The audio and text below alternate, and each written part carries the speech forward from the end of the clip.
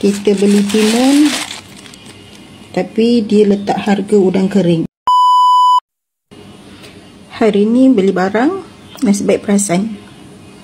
Perasan bila bayar rasa macam mahal je. Tu dia. Lepas tu cek.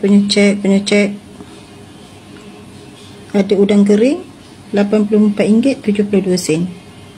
Tapi tak beli pun udang kering.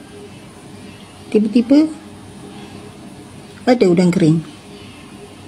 Cek lagi, tanya kaunter. Kaunter buka belik barang satu-satu. Rupa-rupanya kita beli timun, tapi dia letak harga udang kering.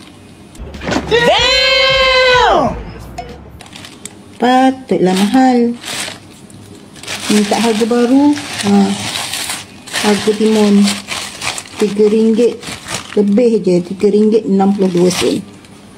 Banyak tu beza. Kalau tak cek betul-betul resip tadi, rugi 80 lebih.